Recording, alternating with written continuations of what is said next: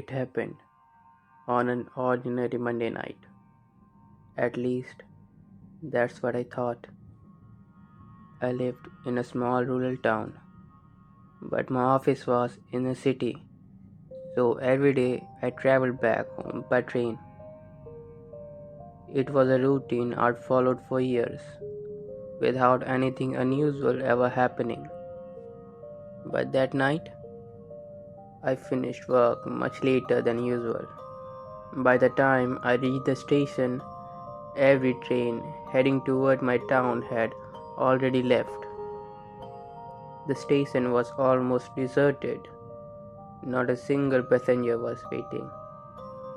No vendors, no security guards, not even the usual stray dogs wandering around the platforms. The freezing winter air made the silence feel even heavier. I checked the departure board over and over, hoping another train would appear. But there was nothing.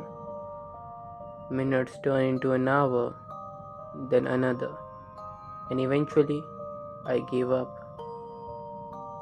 I figured I'd spend the night at the station and catch the first train in the morning. I leaned back against the cold bench and closed my eyes. That's when I heard it, the distant rumble of a train. I immediately stood up. Its headlights slowly emerged from the darkness before the train crawled into the station. Something felt off about this train. There had been no announcement, no horn, no information on the display boards, yet somehow a train had arrived. It looked incredibly old. Its faded paint was peeling away. The windows were covered in scratches, and the metal body looked as if it had been rusting for decades. I even muttered to myself, how is this thing still allowed to run? But I didn't really had a choice. I couldn't wait until morning. The destination board matched my town, so I stepped inside. The moment the door closed behind me, I noticed how strangely quiet it was. Not peaceful, quiet. The kind of silence that makes you aware of your own breathing. There couldn't have been more than 20 passengers in the entire carriage. But no one was talking. Some were reading newspapers, others stared blankly out of the windows. A few slept without moving an inch. Their clothes immediately caught my attention. They didn't look modern. The men wore old-fashioned coats and hats, and the women wore dresses that looked like they belonged in photographs from another era. At first, I assumed they had attended some historical event. It was odd, but not impossible. I found an empty window seat and sat down. Outside, darkness stretched endlessly beside the tracks. I tried looking for houses, street lights, anything, but there was nothing, just endless black. I convinced myself we were simply passing through a remote area. The train continued moving. 10 minutes passed, then 30, then an hour. But something wasn't right. On my daily commute, we usually crossed at least 4 stations before reaching my town. But this train hadn't stopped even once. Worse, I hadn't seen a single railway signal, no crossing gates, no villages, not even another train. It was as if the tracks existed in a world of their own. A cold feeling settled in my stomach. I finally stood up and walked toward a middle-aged man sitting in a few rows ahead. He looked to be in his 40s. "Excuse me, sir. Do you know where this train is going?" He didn't answer. He simply continued staring at the newspaper in his hand. I cleared my throat. "Sir?" Slowly, he lowered the newspaper. His eyes met mine. He studied my face for several long seconds. Then, in a calm voice, he said, "Son, this train stopped running 40 years ago." For a moment, I thought he was joking. I forced out a nervous laugh. He smiled. Then the woman beside him smiled. Then another passenger.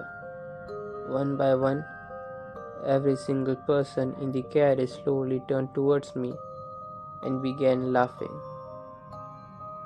Not loudly, not hysterically, just a low, unnatural, endless laugh. Every hair on my body stood up. I quickly walked away, pretending I hadn't been disturbed, but my heart had already begun racing. A few moments later, a conductor entered the carriage. He carried an old leather ticket pouch that looked like it belonged in a museum. Without saying a word, he began checking everyone's ticket.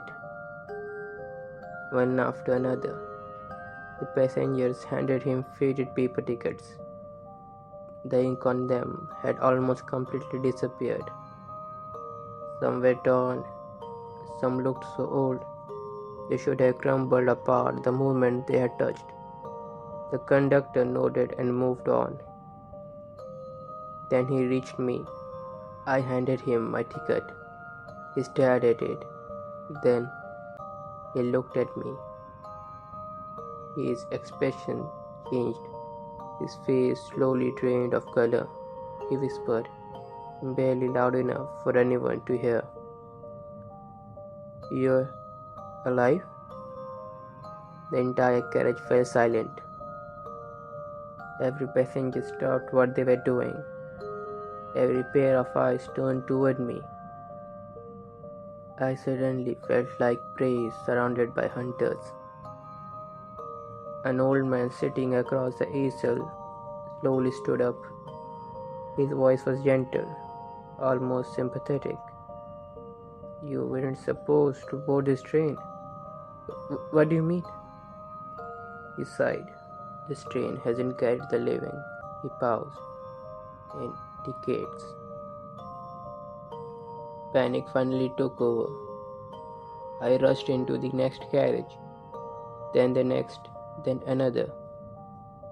I wasn't looking for an exit anymore. I was looking for someone, anyone, who could explain what was happening. Instead, each carriage only made things worse. One was filled with people wearing military uniforms from World War II. Another had women dressed exactly like people from 1960s. In another carriage sat businessmen carrying briefcases that looked straight out of the 1990s. None of it made any sense. I approached a man sitting alone. "When did you board this train?" He answered without looking at me. 1994. I turned to another passenger. 1998. Another quietly replied, 2017. More voices followed. 1982, 1975, 2003. Every answer came from a different year. Then, each passenger slowly looked toward me. At exactly the same time, one question echoed through the carriage. "And you? What year did you board?" My voice had gone completely dry. 2026. Silence. A smile slowly spread across the face. of an elderly man. He let out a tired sigh and quietly said, "Another one." No one spoke after that. They simply stared, as if they already knew how my story would end. At that moment, I realized something. If these people believed I didn't belong here, then pretending I was one of them might be the only thing keeping me alive. So I stopped asking questions. I sat down and waited. Several minutes later, the conductor's voice echoed through every carriage. Next stop, for the first time, every passenger smiled, not happily but expectantly, like people waiting for something they couldn't avoid. An old woman sitting beside me suddenly grabbed my wrist. Her hand was freezing cold. She leaned close enough for me to hear her whisper, "Listen closely. Whatever happens, don't let this train stop." I stared at her. She tightened her grip, her eyes filled with fear, real fear. "If those door opens," she swallowed, "you'll never leave."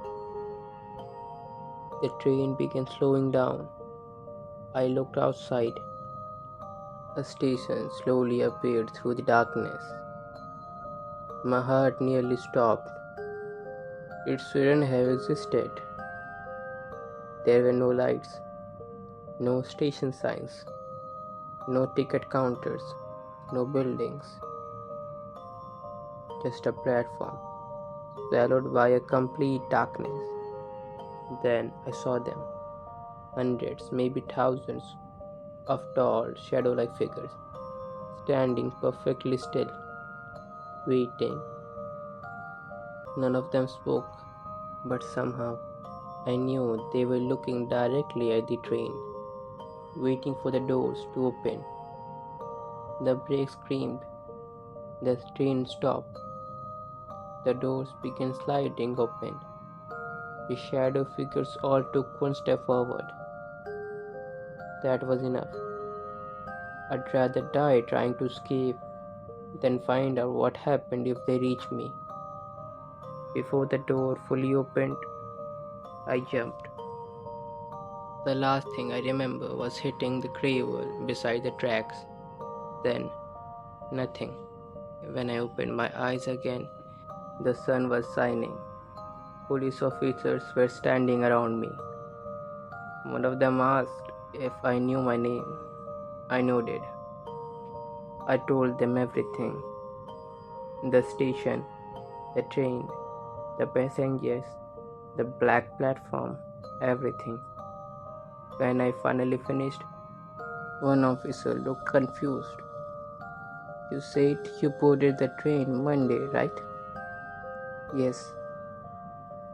He looked at his partner, then back at me. "Sir, today is Friday." I never asked another question. Part of me didn't want the answer, but curiosity eventually won. Weeks later, I searched through old railway archives. Buried among faded newspaper clippings was a story that made my blood run cold. Decades ago, a passenger train had disappeared after entering a railway tunnel. Search team looked for it for months, but they never found a single carriage, not even one body. Every passenger aboard was officially declared dead. Then I found the train number. It was the same one printed on a ticket I still had in my pocket. Sometimes, late at night, I still wake up hearing distant train whistles outside my window. I never look because I only survived by getting off once. And I have a feeling it won't make the same mistake twice. So, if you are ever stranded late at night and an old train pulls into the station without a single announcement, don't get on, because some trains aren't looking for passengers, they're looking for replacements.